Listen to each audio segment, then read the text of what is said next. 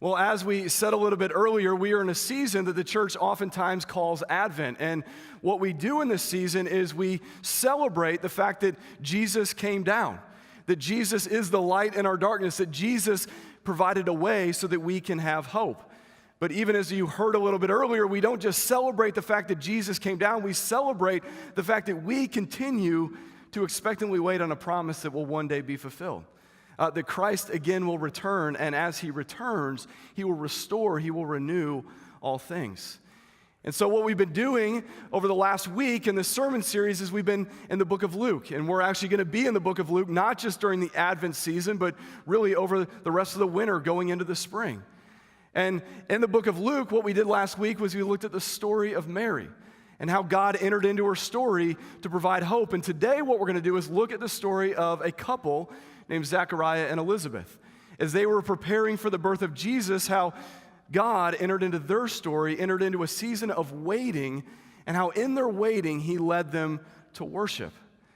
And this theme of waiting is timely for us because we are a people who don't know how to wait. We're a people that aren't even conditioned to wait. If you think about our culture today, we live in a culture that conditions us not towards waiting, but really towards instant gratification. And so if you are 3 years old and you're waiting for a snack, if you're 15 years old and you're waiting to drive, or you're 60 years old and you're waiting for retirement, all of us on some level have difficulty in waiting. Amen. And yet, for many of us, we don't want to wait. We don't know how to wait. And so what that does is it causes us to live in a time and a day where basically we have phones that give us instant access to everything. And so we look at our phones and we see entertainment. We look at our phones and we have access to relationships. We look at our phones and I can press 4 buttons on Amazon, and then within 48 hours a package will be delivered to our house. And on so many levels, it's great. But what it's done for us is it's conditioned us to not know how to wait when we are in a season of waiting. And the truth is that there's many of us who are here today that are waiting, and we don't know what to do, and we don't know how to enter in. There's many of us today that are asking hard questions about our lives, saying, God, are you really who you say that you are? God, are you really near in the midst of my sorrow? God, do you really care? There's some of us today that are living in fear because we have questions about our future. There's so many things that feel unanswered. There's so many things that are unknown, and we don't know what to do. And for some of us today, we're in seasons of waiting when it comes to our health. And we don't know if we're ever going to get better. There's some of us in a season of financial trouble. There's others of us that are struggling in singleness, not knowing when or if you'll ever be married. Some of you are struggling through not having children and infertility and miscarriages and living in the sorrow of that. Some of you are sitting in a job that you don't want, or maybe you don't have a job, wondering, is this ever going to get better? God, will you ever provide? And the question becomes, how do we wait? And how does God enter into our waiting? See, the story of Zechariah and Elizabeth is going to be a story where God is going to enter into their season of waiting, and what God's going to do in their waiting is he's going to transform their waiting into worship. And the way that he's going to do that is by reminding Zechariah over and over again, do not forget. Do not forget what I've done. Do not forget who I am. Do not forget what I've promised to you. And so as we dive into the story today, it's really under those themes that we're going to look at to say, how can we be people who do not forget, and how do we allow God to enter into our waiting to transform us? And so really beginning with this idea of not forgetting what God has done. In order to understand this passage that we just read, which is kind of a tricky passage, this passage is a song. Zechariah is singing a song, but it's a song that is coming out of a season of sorrow. And to really understand the context of this song, you got to go back to the beginning of Luke chapter 1, and I'm not going to read through it, but I'll tell you Zechariah's story. So what Luke chapter 1 tells us is that Zechariah and Elizabeth are an older couple. They're at the later stages of their life. Zechariah is described as a priest, and Elizabeth is described as a woman who is barren, meaning they can't have kids. The other thing that Luke tells us is that this is a couple that is holy and blameless. And so this is a couple that we would look at and we would probably put on our stage even here at the Journey and say, be more like them. Be holy and blameless. This is a couple that all of us would want to model our lives after. This is a couple that all of us would want to look at and be around. But there's a problem for Zechariah and Elizabeth. And the problem is this.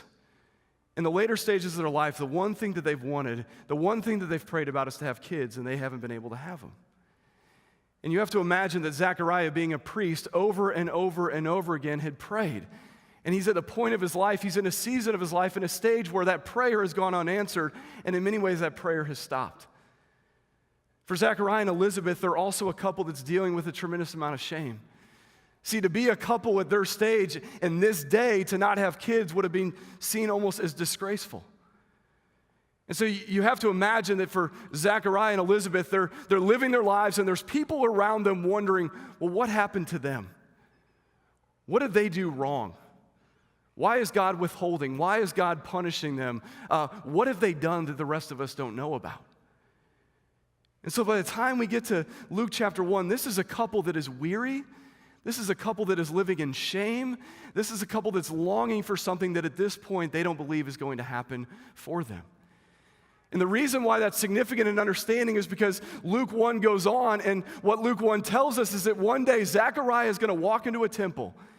And he goes into the temple to pray.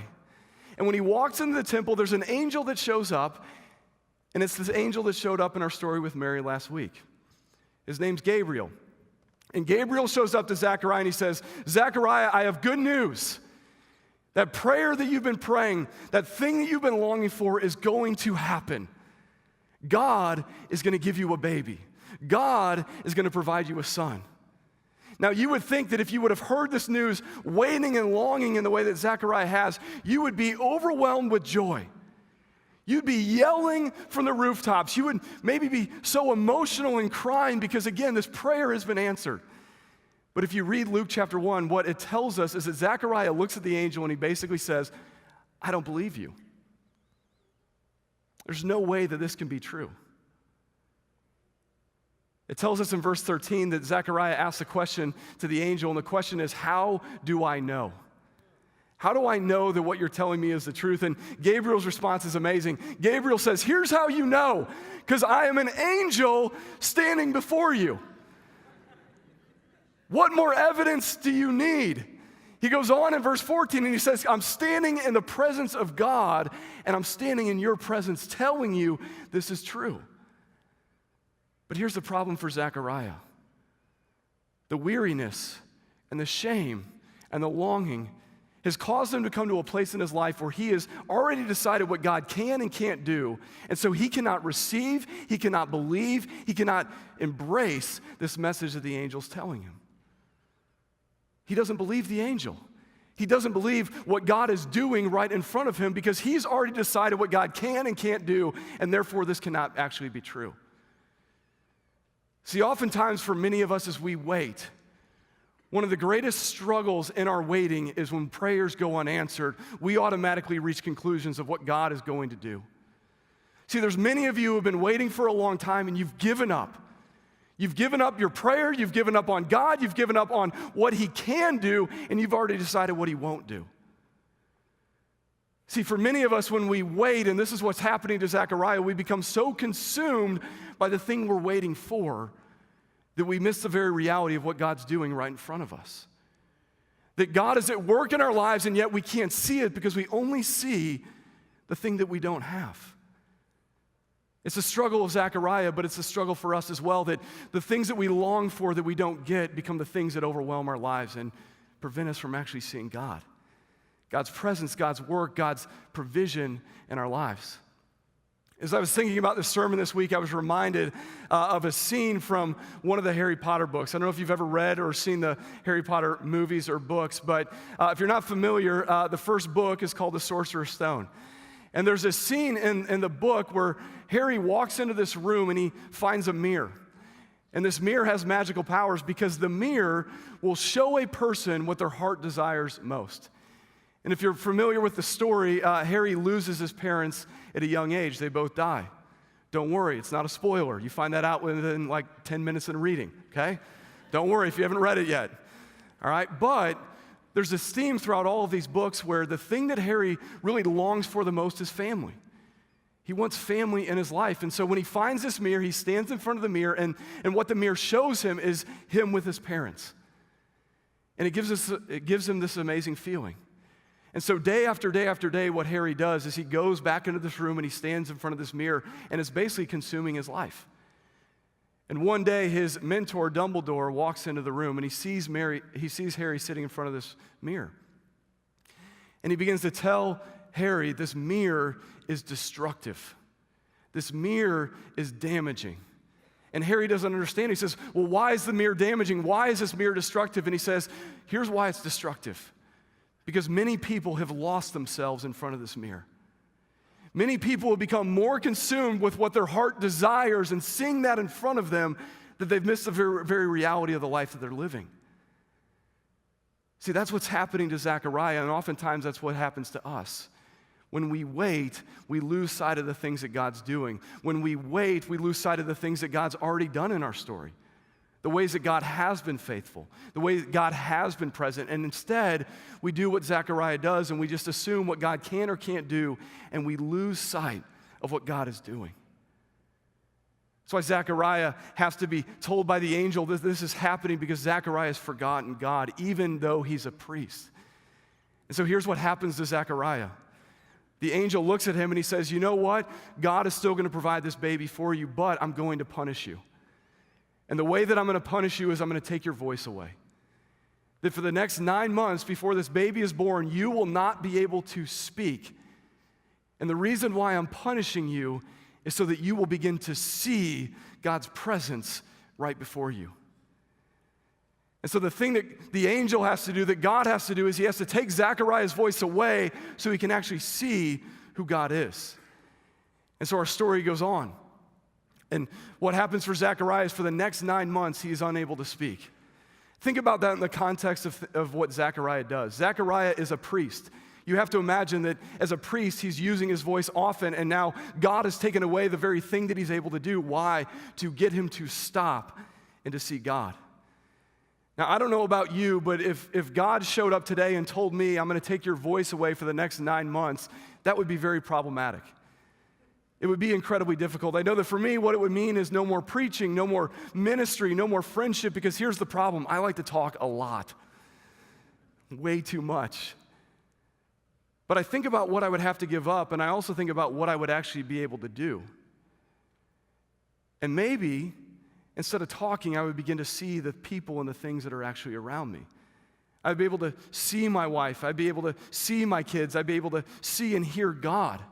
That rather than talking at God, I could actually listen to God and I could receive from him the things that he is saying. And that's what's going to happen for Zechariah. Because God is going to take his voice away. He's going to have to sit before God, and he's actually going to have to see and listen and understand who God really is. And so by the time we get to the text that we just read, what has happened is for the last 9 months, Zechariah has been unable to speak. His wife Elizabeth is going to have this child, and they're going to name this child John. Their child John is eventually going to become John the Baptist. He's going to be the one who helps pave the way for Jesus in his ministry. And as the baby's born, and as they look around the room, and as they say, what do we want to name the child? They say, let's name him John. And they finally look to Zacharias, and they say, is this what you want to name your child? And he nods his head yes. And when he nods his head yes, his voice comes back. And I want you to look as you understand that context of the significance of what he says. The first thing that Zacharias does upon getting his voice back is he worships God and he begins to sing. That's what this prophecy is. It's a song, and it's his response from God providing for him, but also for him being voiceless up to this point. See, what happens for Zacharias in his silence is God shows him this is who I really am, and it leads him from sorrow to rejoicing. Look at what he says. Verse 68, blessed be the Lord, the God of Israel, for he has visited and redeemed his people and has raised up a horn of salvation for us in the house of his servant David. See, what God does is he takes his sorrow and he turns it into a song. See, for many of us today, we want the song without the sorrow. And yet oftentimes the reality of the world that we live in is it's the sorrow that leads to the song. It's by us being broken down that we understand our need for God that allows us to sing a louder song than we were ever able to sing before. And listen to what he's saying. He's saying, blessed be the God of Israel, for he has redeemed us. He is the horn of salvation. What he's saying here is that God takes broken things and broken people and redeems them and makes them whole. He goes on and he says that God raises up the horn of salvation. The horn was the horn of an animal. It was a symbol of strength. And so what he's saying is that God can take the bleakest of circumstances and he can bring salvation. That God can take the most sinful, messy places of your life and he can bring hope. See, what Zacharias is saying is that is what God has done for me, and I now see it. And that's what God can now do for you. And so what he's doing is he's pleading with the people of Israel as they are waiting for their Messiah, as they are waiting for their king. He's saying, don't be like me. Don't forget who God is. Do not forget. Because not only are we people who oftentimes forget what God has done, oftentimes we forget God. See, oftentimes it can become easy for us in our waiting to actually forget who God really declares himself to be and who God really is. It can become easy for us to become people who question, become skeptical, begin to doubt, God, are you really who you say that you are? And what Zacharias is saying in his story is, God is who he says that he is. The evidence of it is in the way he's provided for me, the way that I've experienced him. Now you do not forget. And so the question for us this morning is then, how do we become people who live in the tension of the circumstances in our story, the places of pain that we're waiting in, yet at the same time do not forget God? See, God would not have us ignore our pain. God would not have us ignore our sorrow. God would say, be honest with where you are, but do not forget me. There's this psalm, Psalm 13, and David is writing Psalm 13 in a place of despair. And I think it's a beautiful picture of what it looks like to live in this tension of not forgetting God, even in positions of pain. These are the words of David. This is what he says. Just listen to this.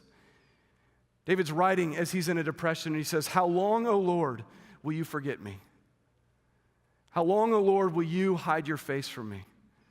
How long, O Lord, will I wrestle with my thoughts and have sorrow in my heart?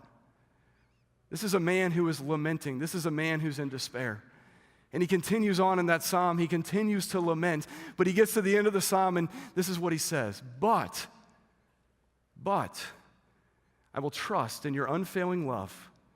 My heart rejoices in your salvation, for you are the Lord, and you have been good to me. See, what David is able to do is David is able to live in the tension of the reality of what he is waiting in, yet at the same time saying, God, you are who you say that you are.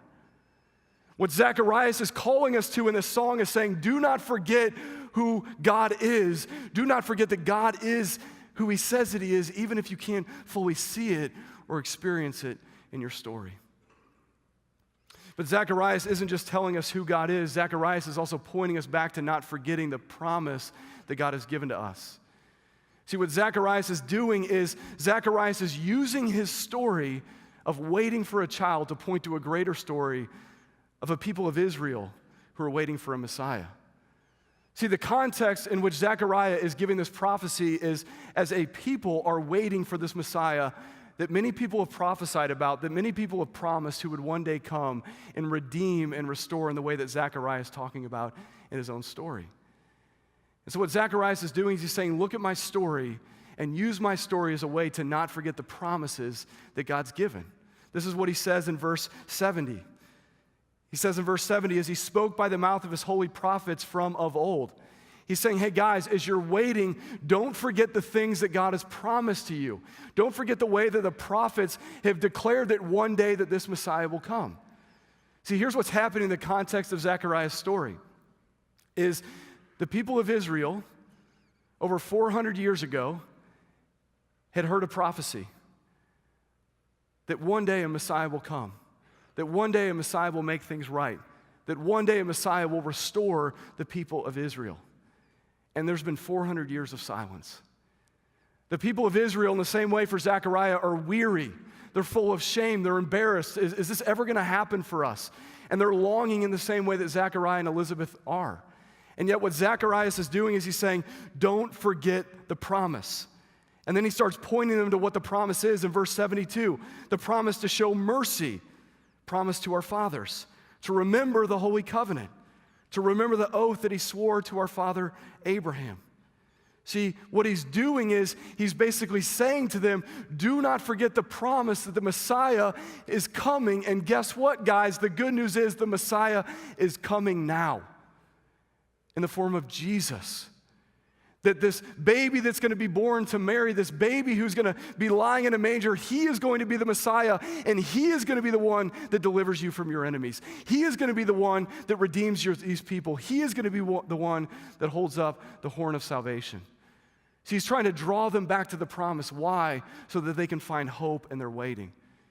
See, what he's going to do is he's going to go on in verse 74, and he's going to say, this is why we have to remember the promise, so that we might serve him without fear and holiness and righteousness before him all our days. He's saying the reason why we have to remember the promises of God so that we can become people who serve him without fear. See, what he's saying is this: when you know that God's promises to you, you no longer have to fear, because you know that God is actually going to deliver. And what Zacharias is saying is the reason why I believe in the promises of God is because I've seen his promise fulfilled in my story. And so what he's doing is he's saying that this Jesus is going to be the one who fulfills the promise, that this Jesus is going to be the one who redeems his people. And here's the good news for us today, is what was a future promise for these people is a current reality for us. What was a future promise for them is a current reality for us. See, why we can take comfort, why we don't have to fear in the midst of our waiting today is because we see that the promise was fulfilled. That Jesus came down, that Jesus took on flesh, that Jesus entered into our poverty and our pain and our injustice so that we can have life. And so what Zacharias is saying is, don't forget the promise. Don't forget that Jesus has come down, that Jesus has paid your debt, that Jesus has fulfilled what he said he was going to do, and because of that, you can find hope even in your waiting. Because the promise of Jesus is just isn't that he entered into our pain or entered into our waiting, it's that he actually took it on himself. And by taking on himself, we can now find hope. So in the questions in your life, in the places of weariness, in the places of shame, God, are you really who you say that you are? God, do you really care? God, are you really near? The answer is yes, he does. Because the promise has been fulfilled because he came down. That's what we celebrate in Advent, is that this was the expectant waiting, that now it's been fulfilled, and so we can find hope. And here's the good news. The good news is that God still allows us to be people who are honest about our pain. See, the longings that you're waiting in today, they're not bad longings. The things that you desire in your life, they're not bad desires. But what Jesus is trying to demonstrate to us by coming down is this: you no longer have to wait in a weary state. You now can wait expectantly because I have come down for you. That's the promise being fulfilled. So the question for us this morning is this: so what does this actually mean? What does this mean when I leave here today? What does this mean when I go back to my life tomorrow? Because here's the truth, guys. We need more than remembering. We need more than knowing. We need more than just looking at some text and saying, yeah, I kind of agree with that. Yeah, I kind of understand. See, what happened for Zacharias is Zacharias didn't just know these things about God because he was a priest. He knew these things about God. What Zacharias needed was he needed to experience God. He needed to be transformed by God. It was only by being transformed that he could sing a new song. See, it's not enough for us just to know. It's not enough for us to remember. Where we have to begin is understanding our need for God and then allowing him to transform us in our waiting. Amen. That's how Zacharias goes from being a man who waits for God to being a man who worships God. So where are you allowing God to enter in and transform you in your waiting? I know that for me, and part of my own story, the biggest place of waiting that I've had to experience in my life, and I know that this is my story, that we all have stories that we can tell, but in my story, it has actually also been with children. I've talked about this a little bit before as I've preached, but one of the hardest places in my wife and I's story has been waiting for kids. And we now have 2 kids, and we consider that a great blessing and a miracle, but it came with a lot of pain. And when we had our first kid, our daughter Audrey, it took us over 1.5 years to even get pregnant. And I remember there were many nights, there were many days that we just sat there saying, is this ever going to happen? Like, is God ever going to give this to us? Is God withholding from us? And we kind of had to come to the point of saying, this may never become a reality for us. And then one day we get pregnant. And we have this baby girl. And she's a miracle. And we celebrate that. And after about 1 year, we decide that we're going to try to get pregnant again. And lo and behold, we get pregnant again. Only to have a couple weeks later, we lose that child. My wife has a miscarriage.